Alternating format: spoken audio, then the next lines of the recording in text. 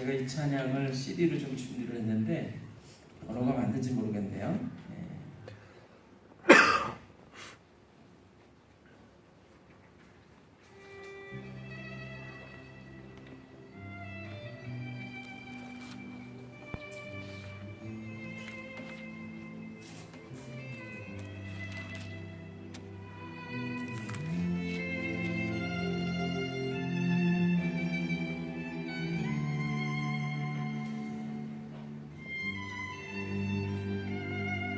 PPT를 좀 띄워주세요. 내가 걷는 이 길이 굽어도는 수가 있어도 내 심장이 울렁이고 가슴 아파도 내 마음속으로 여전히 기뻐하는 까닭은 하나님은 실수하지 않으심세.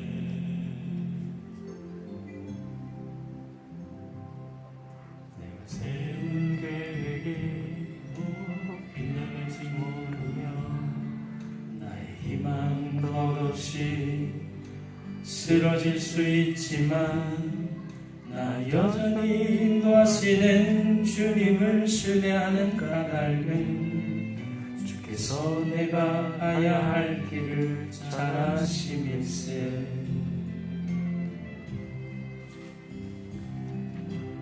어두운 밤 어둠이 깊고 나를 다시는 맞지 않을 것 같아 보여도 내 신앙 구여잡고 주님께 모습을 맡기니 하나님을 내가 믿음일세. 지금은 내가 볼 수 없는 건 너무 많아서 너무 멀리 가르나른 가물거려도 운명이여 오라. 나 두려워 아니하리. 만사를 주님께 내어 맡기리. 차츰차츰 만년 거치고 하나님 지으신 빛이 뚜렷이 보이리라. 가는 길이 온통 어둡게만 보여도 하나님은 실수하지 않으신다네. 차츰차츰 안개는 거치고 하나님 지으신 빛이 뚜렷이 보이리라. 가는 길이 온통 어둡게만 보여도 하나님은 실수하지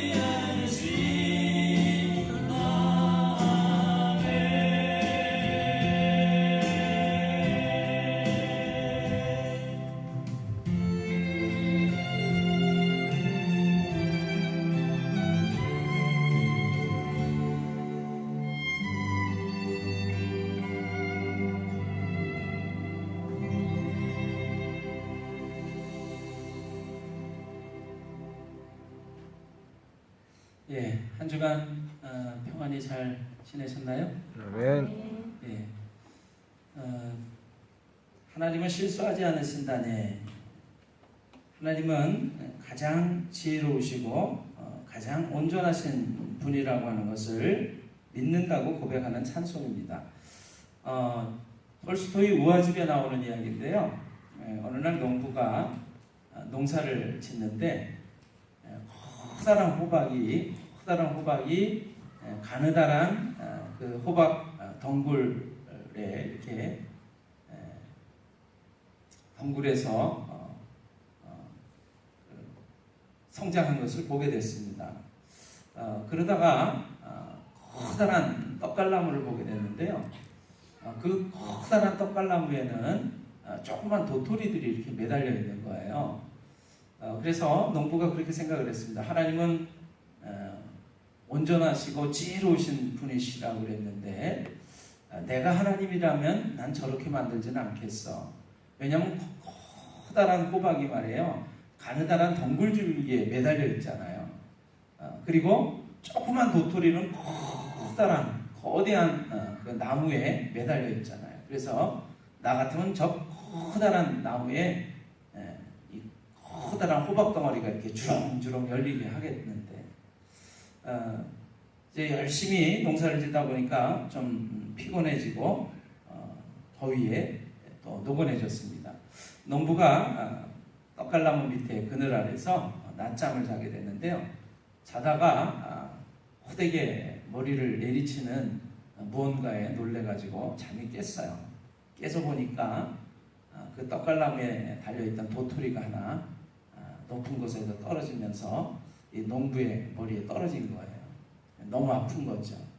그 순간에 깨달음이 왔습니다. 이야, 하나님은 역시 지혜로우신 분이야. 왜요? 거대한 커다란 호박 덩어리가 그 큰 떡갈나무에 매달려 있으면 어떻게 될 뻔했습니까? 자신의 머리가 박살이 났겠죠. 그러니까 우리가 볼 때는 하나님 왜 저렇게 하셨지? 나 같으면 저렇게 하지 않을 텐데.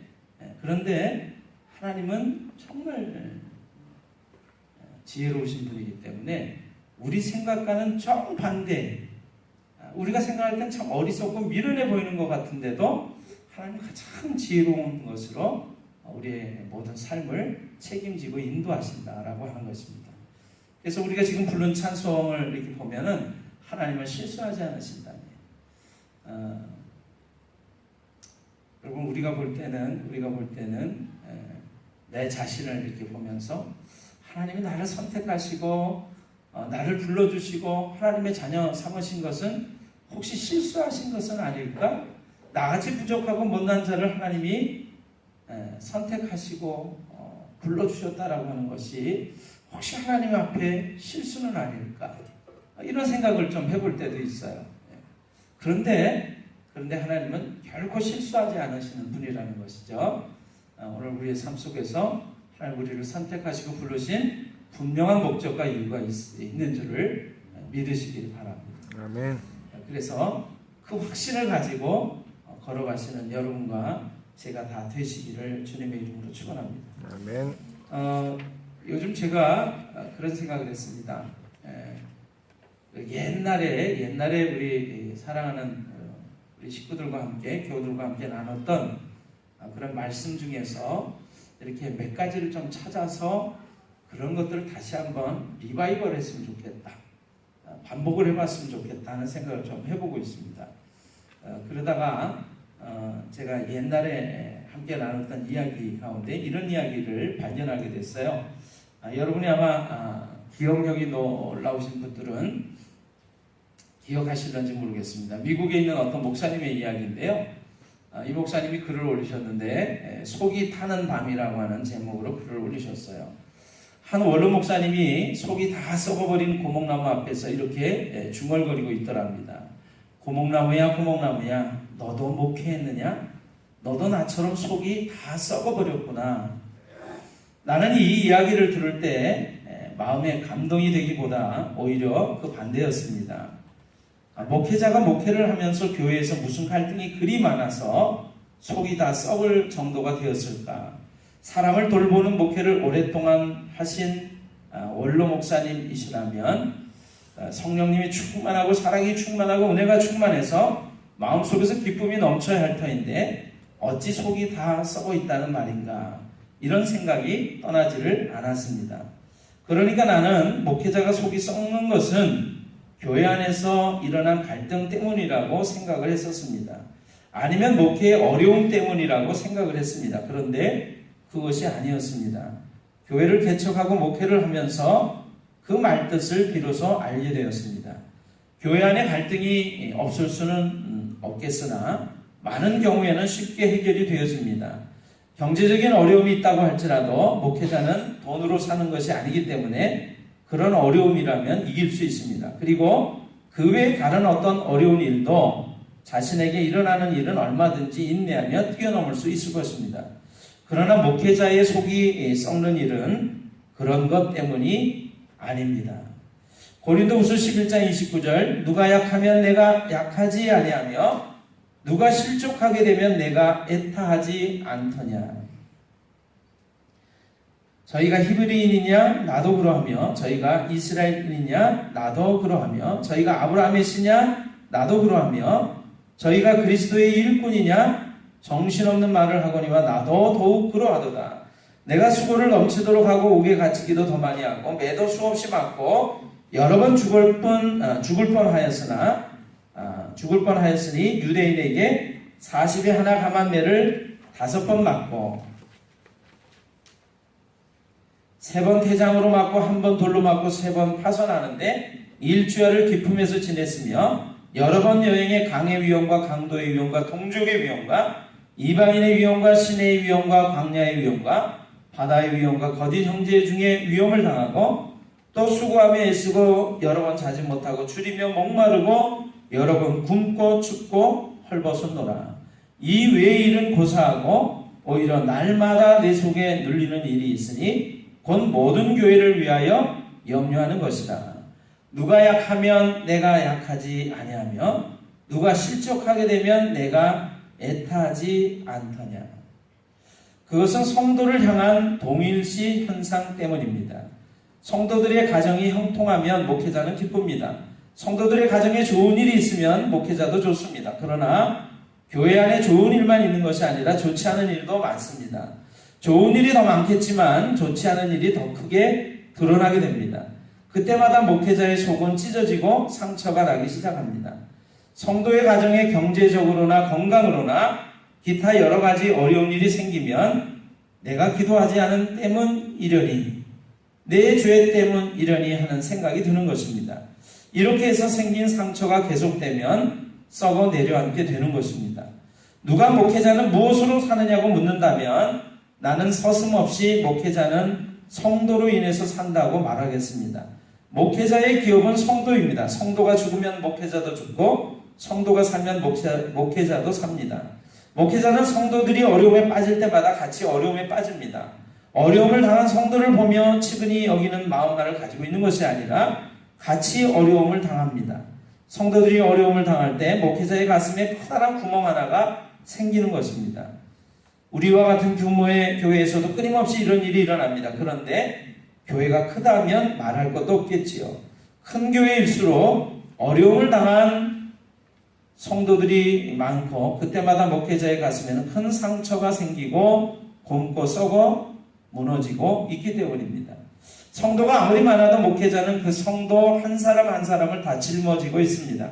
그렇지 않는다면 목회자가 아니겠지요. 이것이 목회자인 나도 목회자 후보생이었던 때에는 이해하지 못하던 것이었습니다. 그러니 일반 성도들이 이해하지 못할 것은 당연한 일입니다.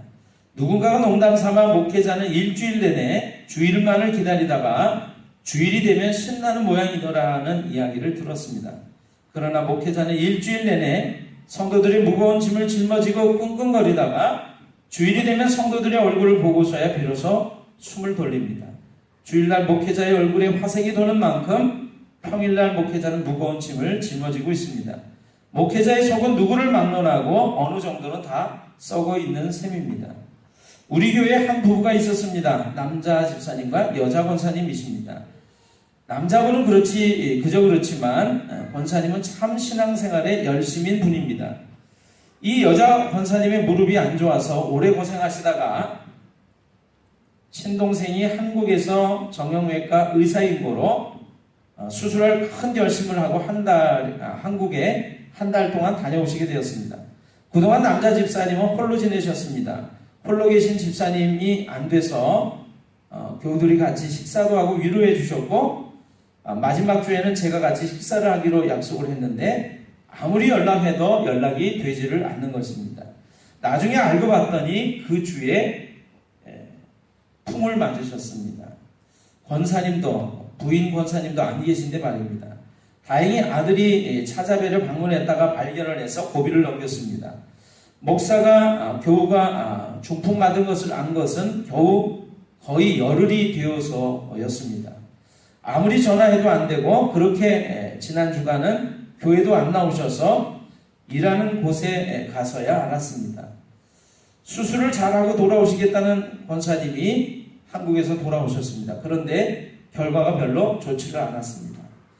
시차도 적응이 안 되셨는데 남편을 병문안하고 돌아오셔서 목사와 통화를 하는데 하나도 힘이 없고 정말 힘없는 목소리로 기도로 이겨야지요 라고 하는데 완전히 시험이 된 목소리셨습니다. 전화를 끊고 나면서부터 위장에 산이 올라오는데 정말 죽겠더군요. 마치 기도로 이겨야지요 라는 말이 목사가 기도하지 않아서 그런 일을 당한 것처럼 들려오는 아픔이 있었습니다. 그리고 전화를 끊고는 정말 너무나 무거운 마음으로 운전을 하면서 집으로 오는데 정말 슬픔이 가득 가슴에 밀려왔습니다. 저는 열심히 기도했거든요. 정말 열심히 기도했거든요. 제가 갖는 낙심은 그 부인 권사님이 가지시는 낙담보다 더 크면 크지 작다고 생각이 되어지질 않았습니다. 정말 낙담이 됩니다. 오늘 밤에는 위장약 잔탁을 끌어안고 위산을 다스리며 잠을 이룰 것 같습니다.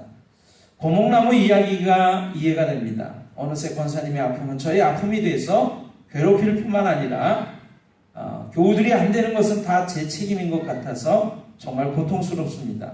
왜 교인이 안 되는 일은 모든 목사의 책임이 되어서 제 마음을 짓누르는지 모르겠습니다. 누가 목사 책임이라고 하지도 않는데 모두 제 책임같이 느껴집니다. 교우들이 이 마음 알까요? 누가 하나님이 알아주시면 되지 사람이 알아주기를 바라느냐고 쉽게 이야기를 한다면 지금 심정은 멱살을 잡고 싸우고 싶은 심정입니다. 그만큼 열심히 기도했습니다. 내일 신방을 가서는 무슨 말로 위로하고 기도할까 벌써 잠이 오질 않습니다. 평생 이러면서 살 것을 생각하면 더욱 마음이 무거워집니다. 왜 이렇게 하나님은 침묵하고 계시는지 정말 속이 타는 밤입니다. 이럴 때 주님의 뜻은 어디에 있을까? 우리에게 이 어려움을 주시는 주님의 뜻은 어디에 있을까요? 과연? 여러분한테 나눠드릴 인쇄물이 있는데요. 함께 좀 봐주실까요? 나를 다이아몬드로 만드시려고 라는 글입니다. 글을 같이 읽어보려고 합니다. 나를 다이아몬드로 만드시려고. 다 가지고 계신가요? 네. 하나님은 가까이 계십니다. 다이아몬드를 보십시오. 보석 상점이나 카탈로그에서 아니면 어머니의 결혼 반지도 좋습니다. 다이아몬드를 설명해 보십시오. 아름답다, 간단하다, 흔하지 않다, 비싸다, 반짝거린다. 탄소로 이루어진 다이아몬드는 자 우리 연필 보시면 연필 앞에 까만 연필심이 있습니다. 탄소로 되어진 것이죠. 숯덩어리가 탄소로 되어진 것입니다. 다이아몬드의 그 원소 다이아몬드도 탄소로 이루어져 있습니다. 자, 탄소로 이루어진 다이아몬드는요, 땅속 깊은 곳에서 가스와 열이 결합했을 때 그 모습이 땅 위로 드러나게 됩니다. 뜨거운 열과 강한 압력이 다이아몬드를 만드는 것이죠. 다이아몬드가 그토록 아름다운 이유는 불로 연단을 받았기 때문입니다. 사방에서 내리누르는 듯 심한 압력을 받아본 적이 있습니까? 몸과 마음이 산산조각 나는 것처럼 힘들었던 날이 있습니까? 당신은 하나님의 다이아몬드입니다. 하나님께서 당신을 그분의 사랑과 자비와 은혜로 연단하십니다. 어려운 시간들은 당신을 성장하게 합니다. 성령의 불로 연단을 받을 때 당신의 신앙은 더욱 견고해질 것입니다.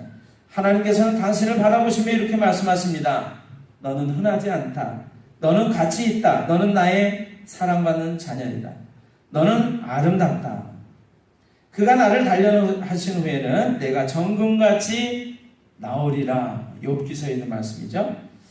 우리가 가치를 인정받는 것처럼 기쁜 일이 어디 있겠습니까? 특별히 하나님이 인정해 주시는 것처럼 영광스러운 일이 어디 있겠습니까? 우리가 어려움을 통과할 때 한 번쯤 이렇게 생각을 해보시기를 바랍니다. 당신은 하나님의 다이아몬드입니다. 사모님 잠깐만 나오실래요? 여러분 찬송가가 있는데요. 450장을 한번 펴보실까요? 450장.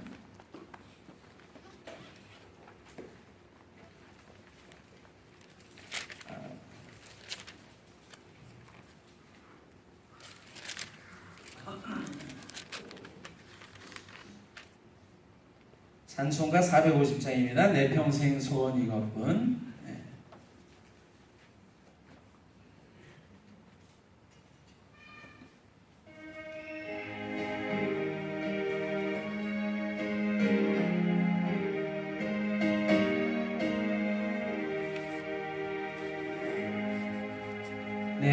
평생 소원 이것뿐 주의 일 하다가 이 세상 이별하는 날 주 앞에 가리라.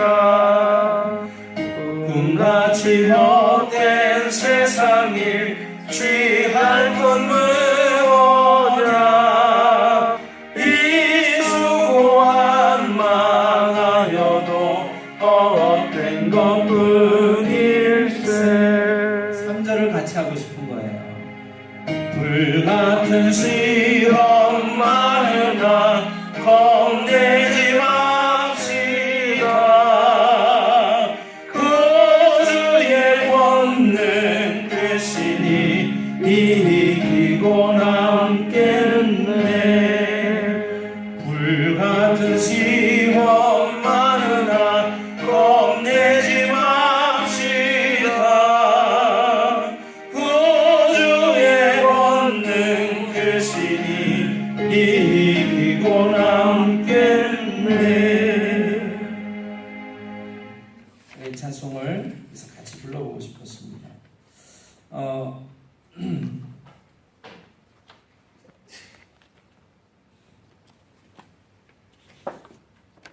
불같은 시험 많으나 겁내지 맙시다. 구주의 권능 크시니 이기고 남겠네. 서로 인사를 하십니다. 당신은 하나님의 다이아몬드입니다. 한번 인사 좀 나눠보실까요? 당신은 하나님의 다이아몬드입니다. 당신은 하나님의 가장 귀하게 여기시는 사랑하는 사람입니다. 당신은 멋진 사람입니다. 당신은 복된 사람입니다. 여러분 콩나물 길러보셨는지 모르겠습니다. 콩나물은 짧은 시간 내에 우리가 콩에다 물 줘가지고 나물로 사용하려고 먹으려고 기르는 것이죠. 하나님은 우리를 콩나물로 쓰려고 하지 않으시고 거목으로 떡갈나무로 참나무로 쓰기를 원하십니다. 불에 타서 구들장을 데우는 잡목으로 쓰려 하지 않으시고 대들보 큰 제목으로 집을 버팅기는 큰 제목 대들보로 쓰려 하신다는 말입니다. 그래서 우리를 연단하시고 훈련하셔서 정금처럼 만들기를 원하십니다. 어떠한 일에도 흔들리지 않는 끄떡없는 거인을 만들어서 큰 일을 맡기기를 원하고 계십니다. 우리가 하나님의 자녀라면 또한 후사이다라고 성경을 말씀하고 있습니다. 후사는요 모든 유산을 상속받는 사람이라고 하는 거예요. 우리가 자녀이기 때문에 그분은 우리를 자녀로 대하시고 자녀이기에 그 모든 것들을 상속받을 자격이 있는 사람으로 연단을 해갔습니다. 우리의 삶 가운데는 얼마나 많은 어려움과 힘겨움이 있는지 모릅니다. 작은 일에도 흔들리면 어떻게 큰 일을 도모할 수 있겠습니까? 작은 일에도 흥분하고 놀라며 어찌할 바를 모르게 되면 조금만 안 되면 절망하고 낙심해서 일을 감당할 수 없을 것이고 조금만 잘 되면 기고만장할 것이고 또 금방 교만해져서 하나님을 모른다 부인하며 멀리 떠나갈지도 모를 일입니다. 아니 반드시 그렇게 되고 맙니다. 성경에 요셉이라고 하는 사람이 나옵니다. 요셉이라고 하는 인물은요 12형제 중에 11번째로 태어난 사람이었어요. 그러니까 마지막 막내에 가까운 사람이었기 때문에 사실은 그렇게 귀한 위치에 서열에 있지 않았다는 것이죠. 그는 17살의 어린 나이에 아버지의 사랑을 독차지한다고 생각되는 형들에게서 미움을 받아서 살해당할 뻔하다가 구사일생으로 살아서 다행이구나 그랬더니 은전 20냥에 팔려가지고 종으로 외국 애굽이라고 하는 나라로 끌려갑니다. 그것도 친형들에게 말이죠. 그는 하나님을 믿는 하나님을 신뢰하는 사람이었어요. 그가 일을 겪게 됐을 때 얼마나 기가 막혔을까요? 하나님을 믿는 나에게 어떻게 이런 일이 일어난단 말인가? 원망스럽고 낙심이 되지 않았을까요? 그는 종으로 끌려가서도 성실하게 열심히 진실되게 살았지만 조금 잘 되는 것 같다가도 끝도 없는 어려움에 시달리고 어려움을 겪는 것 같습니다. 열심히 종살이를 한 끝에 한 집안의 모든 살림을 도맡는 집사가 됩니다. 주인이 인정을 해준 것이죠. 그러나 그것도 잠시 주인의 아내가 유혹하는 그 부정에 참여하지 않는다고 해서 모함을 받고 죄 없이 감옥에 갇히게 되고 맙니다. 아니 어떻게 이런 일이 일어날 수 있단 말입니까? 하나님을 그렇게 신실하게 진실되게 믿어온 이 사람에게 말이죠. 불의와 부정에 타협하지 않으면서 하나님을 두려워함으로 악한 일에 합류하지 않으면 잠시 동안의 쾌락과 이익에 눈을 돌리지 않으면 그것이 진실된 삶이 드러나서 잘 살게 되어야 하는 것이 아니겠냐 말입니다. 그런데 웬걸 이제는 종살이도 모자라서 감옥에 갇히는 신세가 되고 말았습니다. 지하 감옥에서 그는 좌절하고 낙심도 했을 터인데 하나님을 바라보았습니다. 그리고 그곳에서 그가 그 기가 막힌 현장, 삶의 현장에서 최선을 다한 진실된 모습으로 또 삶을 살아갑니다. 그 결과는 결국에 무엇이었습니까? 감옥에서도 인정받는 사람이 되었다라고 하는 것이죠. 그래서 감옥의 모든 살림을 대소사를 맡는 사람이 또 됩니다. 이제는 좀 나아지는가 했습니다. 이제는 희망이 좀 보이는가 했습니다. 그 수많은 세월 아픔 속에서 이제는 희망이 비치는가 했습니다. 왕의 신하 두 사람의 꿈 이야기를 듣고 해몽을 해주었기 때문에 이제 풀려난 그 신하 한 사람에 의해서 자신의 억울함이 해결되어지나 했습니다. 그런데 이것이 웬일입니까? 자신의 은혜를 입었던 그 왕의 신하 그 사람이 복직이 되어가는 순간 이 요셉을 잊어버렸던 것이죠.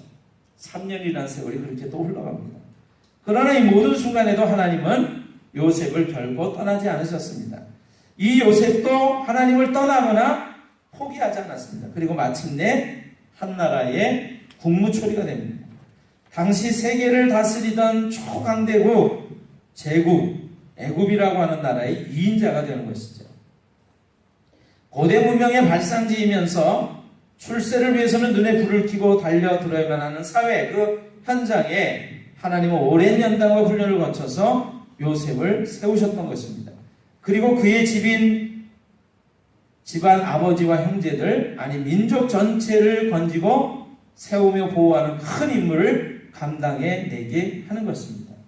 여러분 낙심한 일을 겪으실 때 낙심하지 마십시오. 그리고 기도하십시오. 하물며 밤낮 부르짖는 자기 백성들의 기도, 자녀들의 기도를 들어주시지 않겠느냐고 예수님께서 말씀해 주셨습니다. 하나님이 구하시는 제사는 상하고 통행하는 심령이다. 시편의 말씀이죠. 주께서 통회하는 마음을 멸시치 아니하시리이다. 그것은 이런 말입니다. 하나님 이제 저는 하나님밖에 없습니다. 하나님만이 제 편입니다. 하나님만이 저의 방법이고 열쇠이고 도피처이고 피할 바이시고 산성이 되십니다. 이렇게 고백하는 것입니다. 찬송가 280장입니다. 여러분 오늘 이 찬송 부르셨어요. 전부여 의지옵소서. 이런 심정으로 이 찬송을 불러보신 적이 있으십니까? 하나님 당신밖에는 제게 소망이 없습니다. 방법이 없습니다. 하나님밖에는 저를 구원하실 분이 없습니다. 하나님만이 저의 소망이십니다. 280장 전부여 의지옵소서. 우리 한번 이 찬양 같이 한번 불러볼까요? 손 들고 한번 불러보세요. 손 들고. 전부여 의지옵소서. 손 들고 옵니다. 주 나를 박대하시면 외면하시면 나 어디 가리까.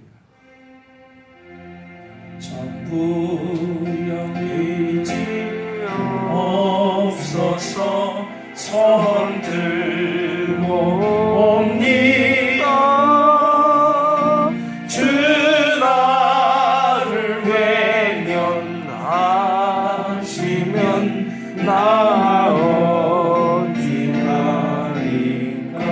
내 죄를 씻기 위하여 내 죄를 씻기 위하여 피 흘려 주시니 고백게 하는 마음으로 주 앞에 나옵니다. 3절입니다. 나 예수 의지하오 받아서 주 앞에 구한 모든 것 늘 얻겠습니다. 두 손 들고 찬양합니다. 내 죄를 씻기 위하여 피 흘려 주시니 회개하는 마음으로 주 앞에 옵니다. 여러분 왜 손 들고 찬양했는지 아세요? 네. 적군한테 잡혔어요. 언제 총을 쏠지 몰라요. 항복을 하는데 어떡하죠? 손 들고 뭐죠? 저 항복이에요. 네. 살려주세요. 살려주세요. 우리가 주님 앞에 기도할 때 종종 손을 들고 찬양해요. 하나님 저 당신께 항복해요. 당신께서 긍휼히 여겨주지 아니하시면 저는 어떻게 할 방법이 없어요. 주님이 저를 살려주셔야만 해요. 천부의 의지 없어서. 천부의 의지 없어서 손 들어옵니다.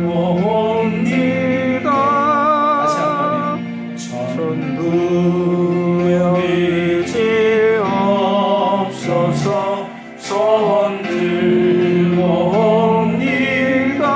주 나를 외면하시면 나 어디 가리까. 종종 기도하시면서 주님 앞에 이런 마음 손 들고 찬양하시고 기도하시기를 주님의 이름으로 부탁을 드립니다. 아멘. 조금만 더 여러분에게 나눠드린 이 글을 제가 읽기를 원합니다. 지금 이러한 내용들을 제가 옛날에 나눴었어요. 그런데 아마 이렇게 긴 얘기를 그냥 읽으니까 이렇게 빨리 되는 것이죠. 여러분 한번 페이지 그 중간을 좀 보시면, 자, 천부의 의지 없어서 손 들고 옵니다. 주 나를 박대하시면 외면하시면 나 어디 가릴까. 내 죄를 씻기 위하여 피 흘려주시니 곧 회개하는 마음으로 주 앞에 옵니다. 그래서 하나님은 우리의 가장 큰 자존심, 가장 중요하게 생각하는 것들을 통해서 우리의 마음을 낮추시고 연단하시고 시험해 보십니다. 다른 것은 다 견딜 수 있을 것 같은데 꼭 이것만은 하는 것들을 하나님 우리에게 요구하고 시험하신다는 이 말입니다. 이 시험과 연단에 통과하시고 합격하시는 여러분들이 되시기를 바랍니다. 이것을 통과하는 이들에게는 하나님은 평강의 평강으로 지키신다고 말씀하십니다. 주께서 심지가 견고한 자를 평강의 평강으로 지키시리니 이는 그가 주를 의뢰함이니이다. 그리고 기쁨을 허락하십니다. 어떠한 것에도 흔들리지 않는 평화와 기쁨을, 강하고 담대한 믿음을 허락하신다는 말입니다. 그리고 큰 기업으로 맡기십니다. 욥이 그러했고 요셉이 그러했습니다. 내가 여호와의 안에서 즐거움을 얻을 것이라. 내가 너를 땅의 높은 곳에 올리고 내 조상 야곱의 업으로 기르리라. 여호와의 입의 말이니라. 믿어지시나요? 오늘 본문의 말씀이 있는데요. 사실은 제가 그런 생각을 했어요. 이번 지난주일 예배를 마치고 이제 지난주 한 주간을 보내면서 제 마음속에 기도에 대한 마음이 계속 있었습니다.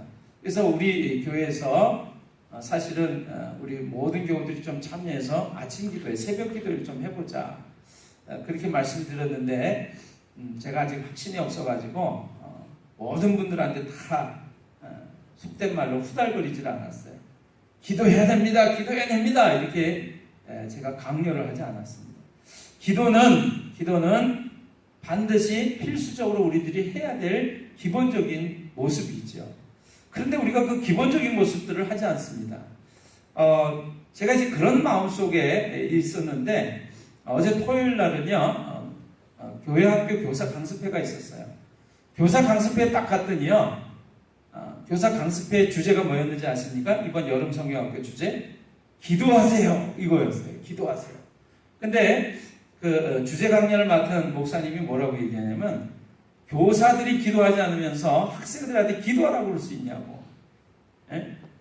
근데 사실 오늘 아침 제가 그냥 예배를 드리기 위해서 엎드리는데 주님이 제 마음속에 계속 말씀하시는 거예요. 여러분, 우리 삶이 형통하고 잘 된다라고 느껴질 때는 기도하지 않습니다. 그런데 제 자신도 이만하면 됐어 라는 마음이 들면 잘 기도가 되지를 않아요. 그런데 제 마음속에 안타까운 마음이 하나 있었습니다. 여러분 한 분 한 분을 생각하는데 이 지금 어떤 목사님의 속이 타는 밤처럼 여러분의 삶의 모든 모습들이 이렇게 생각이 나는 거예요. 그래서 이거 하나는 이렇게 좀 잘 됐으면 좋겠는데 왜 저 일이 잘 안 될까? 또 왜 저 자녀들의 문제 때문에 저렇게 힘들어하고 아픔이 있을까? 어떻게 해야 될까? 막 여러 가지 것들이 생각이 나는 거예요. 그런데 제 마음속에 계속해서 주님이 주시는 음성이 뭐냐면 기도할 것을 가르쳐라 그러시더라고요. 기도할 걸 가르쳐라. 그리고 난 네가 먼저 기도하기를 원한다 그러시더라고요. 여러분, 오늘 본문의 말씀이 있는데 예수님께서 어느 날 끊임없이 기도하고 낭망하지 말아야 할 것을 비유로 가르쳐 주셨어요. 어떤 불의한 재판관이 있는데 불의한 재판관이 제대로 재판할 까닭이 없지 않습니까? 네. 돈이나 받고 그릇된 거를 그릇하라고 판정을 내리겠죠. 그런데 어느 날 가난한 한 과부가 있었는데 그 과부가 억울한 일이 있어가지고 그 불의한 재판관에게 가서 제발 그 억울한 일을 해결해 달라고 요청을 했습니다. 그랬더니 이 불의한 재판관이 없어, 안 돼, 몰라 뭐 이러다가 끊임없이 와서 부탁을 하는 거예요. 또 부탁하고 또 와서 부탁하고. 그러니까 이 불의한 재판관은 나중에 이렇게 얘기합니다. 내가 하나님도 두려워하지 않고 어떤 것도 무서운 것이 없는 사람인데 내가 이걸 견딜 수가 없다. 저 가난한 과부가 끊임없이 나한테 와서 이거 해결해 주세요, 저거 해결해 주세요 하고 요청을 하니까 그 요청하는 모습을 내가 견딜 수 없어서 들어줘야 되겠다 이렇게 생각을 합니다. 그래서 예수님이 이 이야기를 하시면서 이 불의한 재판관이 하는 얘기 들어봤냐? 불의한 자라도 그 간청함 때문에 그것을 들어주는데 하물며 하늘에 계신 너희 아버지께서 자녀들의 간절한 기도를 부르짖음을 들어주시지 아니하시겠느냐. 아멘. 우리가 그렇게 하나님 이거 정말 아버지 하나님 이거 해결해 주지 않고서는 도저히 안 되겠어요 라고 하는 그 간절한 마음으로 우리가 기도해 본 적이 언제냐 말이죠. 그 기도하기를 주님이 원하셔서 얘기를 해주시면서 기도해라 이렇게 말씀하십니다. 그리고 오늘 여러분하고 말씀을 같이 보지는 않지만 여러분 오늘 주보 한번 보세요. 주보 안에 그림이 있습니다. 그림이 있는데 그림이 이렇게 딱 보니까 뭐라고 되어 있어요? 기도하세요 지금 그렇게 되어 있죠? 그 그림 맨 밑에 보시면 무리를 보내신 후에 뭐 하러요? 기도하러 따로 산에 올라가시니 저물매 거기 혼자 계시더라. 여러분 예수님이 하나님의 아들이셨어요. 하나님의 아들이신 이분이 뭐 하셨다고요? 기도하셨대요. 기도하러 종종 따로 산에 올라가기도 하고 한적한 곳을 찾아가셨다는 거예요. 오늘 아침까지 저한테 기도에 대한 부담이 자꾸 있는데 제가 막 어떻게 말씀을 전해야 될지 정말 힘들었습니다. 오늘 아침 한 9시 반까지 제가 막 몸부림을 쳤어요. 이거 어떻게 되죠? 기도를 말씀을 전하기를 원하는데 주님 제가 어떻게 그랬더니 두 가지를 얘기해 주시는 거예요. 기도하셨던 예수님의 모습을 샘플로 말씀해 주시더라고요. 종종 예수님은 사람들이 인정하고 또 칭찬하고 막 몰려오는 그곳에서 떠나서 한적한 곳을 찾아가셨습니다. 따로 기도하러 한적한 곳에 가시고 산에 가시고 조용한 곳에 가셨어요. 우리의 모습하고는 다르죠. 뭔가 잘 됐다 그러면 어떠죠? 이 사람도 만나고 저 사람도 만나면서 나 이렇게 잘 되고 있어. 막 이게 우리의 모습이잖아요. 근데 잘 될수록 예수님은 어떻게 해요? 따로 조용한 곳을 찾아서 기도하러 가셨다라고 하는 거예요. 이것이 우리가 오늘 우리의 삶 속에서 기도해야 될 이유입니다. 근데 우리가 형통하고 잘 되고 편안하고 사람들이 많이 찾아오고 그런 거 아니잖아요. 문제와 어려움이 끊임없이 일어나지 않습니까? 근데 왜 기도하지 않냐 말이죠.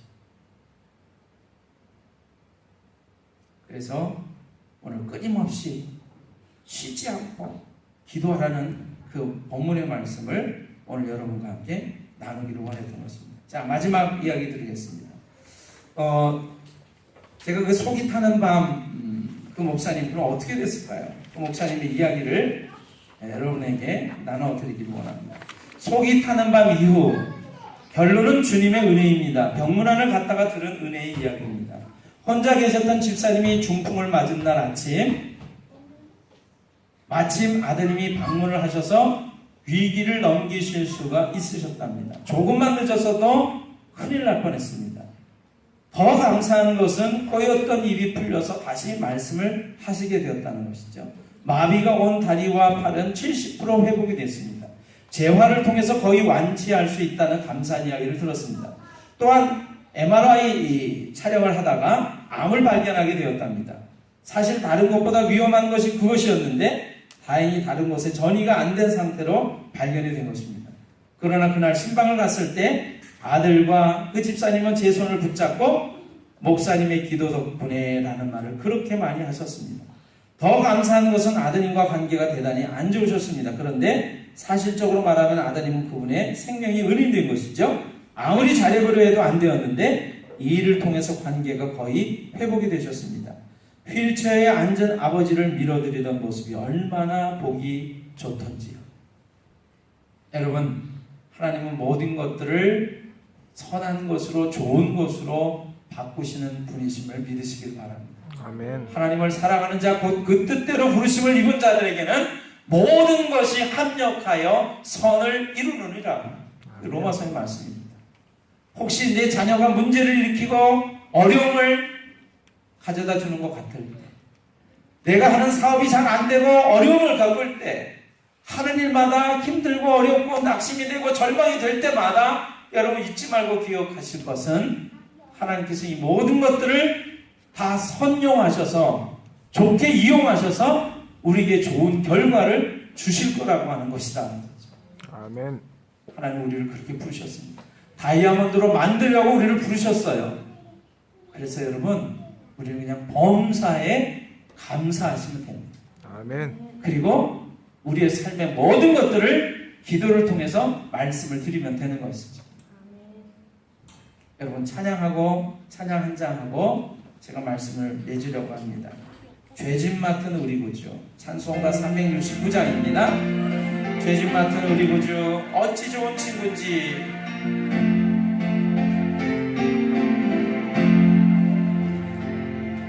죄짐 맡은 우리 구주 어찌 좋은 친구인지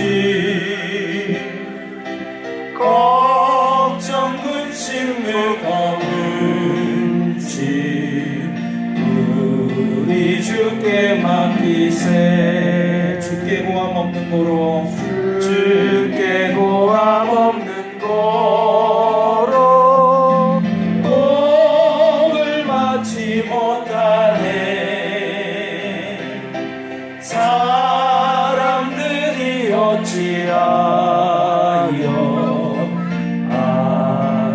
줄을 모를까. 시험 걱정 모든 괴로움 시험 걱정 모든 괴로움 없는 사람 누군가 없는 사람 누군가 부질없이 낙심 말고 부질없이 낙심 말고 기도하려 하겠세. 이런 진실하신 친구 진실하신 친구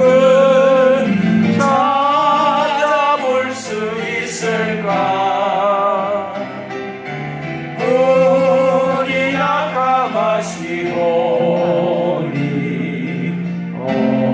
어찌 아니하일까 근심 걱정 무거운 아니 진짜 누굴까 피난처는 우리 예수 피난처는 우리 예수 주께 기도드리세 세상 친구 멸시하고 세상 친구 멸시하고